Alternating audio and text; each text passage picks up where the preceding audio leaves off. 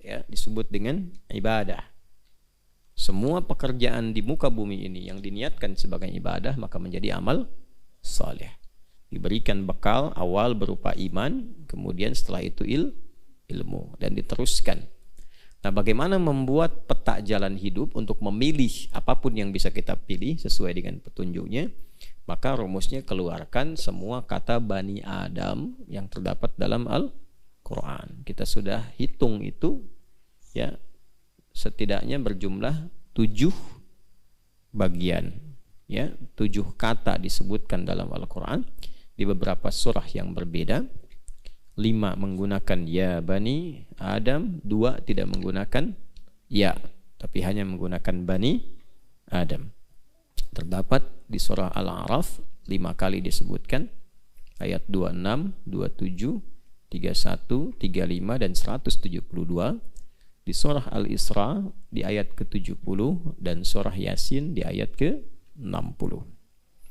Nah, di pertemuan yang lalu kita sudah mengambil 4, ya. Ya kan? Baik, membahasnya dari surah apa dan ayat berapa dulu? Masih ingat? Al-A'raf 172. Jadi sebelum berkehidupan, memulai aktivitas sebagai khalifah di muka bumi dengan 3 misi tadi, sebelum terlahir Allah sudah mengingatkan mengambil komitmen, ya, yang diberikan bekal iman dulu. Ingat itu, ya.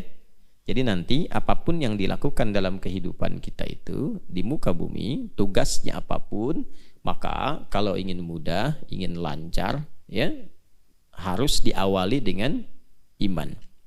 Kan belajar pakai iman. Wa kana al-mu'minuna liyanfiru kaffah, kan? Kemudian bekerja pakai iman. Ya ayyuhalladzina amanu kulu min thayyibati ma razaqnakum. Kalau kita mulai semua dengan iman, maksudnya menyambungkan, mengoneksikan diri kita dengan Allah, maka oleh Allah akan dibuka semua akses kemudahan-kemudahan dalam berkehidupan. Nah, nanti pembuktian iman itu lahirnya perbuatan yang dinilai benar oleh Allah, dinilai baik. Semua perbuatan yang dinilai baik disebut soleh, amal soleh namanya. Amal itu perbuatan.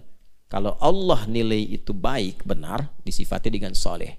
Kapan amal menjadi soleh? Kalau pakai iman.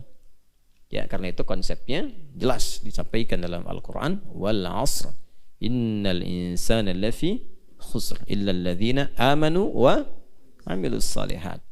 Dan kita sudah bahas di pertemuan lalu, setelah kita akan memulai dengan iman itu, maka yang pertama dilakukan bangun konektivitas dengan Allah.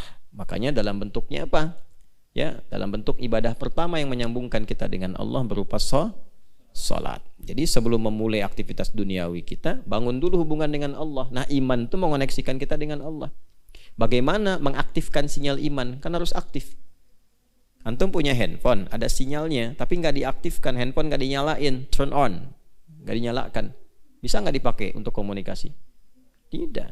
Nah, cara menyalakan iman itu, ya, mengoneksikan dengan Allah itu nanti ada panggilan, panggilannya panggilan iman. Itulah yang di ayat 31. Jadi dari ayat 172 ke ayat 31. Ya kan?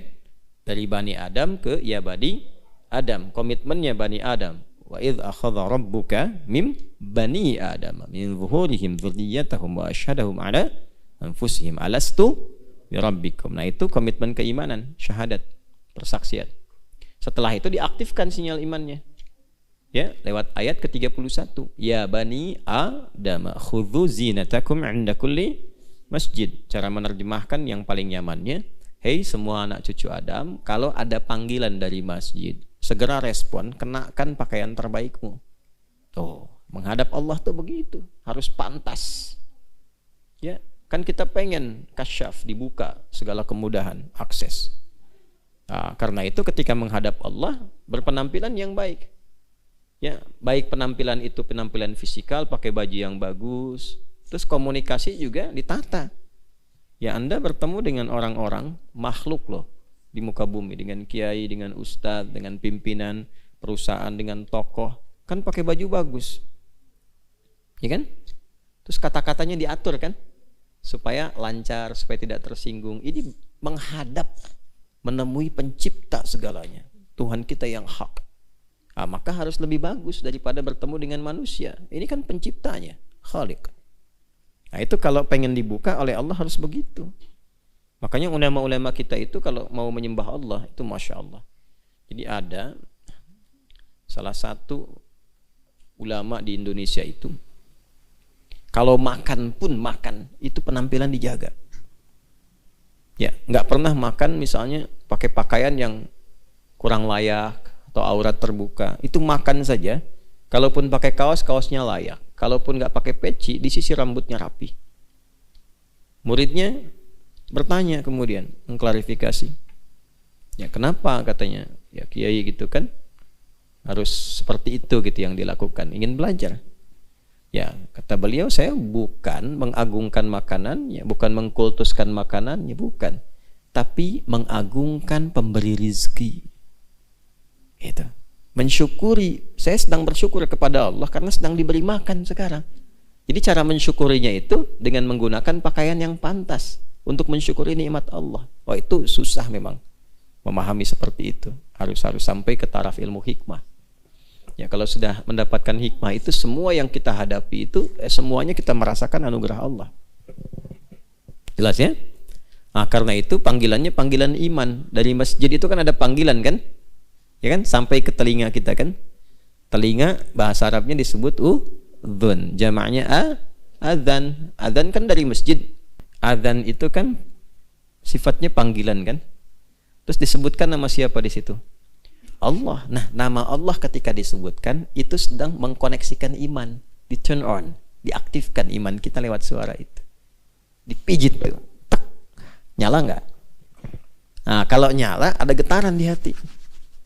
Ya, itu bukan ilmu otak-atik, itu dari Quran surah ke-8 ayat kedua, Al-Anfal ayat 2. Innamal mu'minuna alladzina idza dzukirallahu wajilat qulubuhum. Insan beriman itu kalau sudah ada imannya, ya diceknya gampang, diaktifkannya gampang. Jika disebutkan nama Allah, ada konfirmasi getaran dalam hatinya. Wajilat qulubuhum, ada getaran di hatinya, di kolbunya. Kan iman tempatnya di kolbu. Karena itu kalau sudah punya iman, dengar adzan beda responnya. Allahu Akbar, nyala. Nah, ya kan? Nyala imannya. Ya Allah sudah adzan.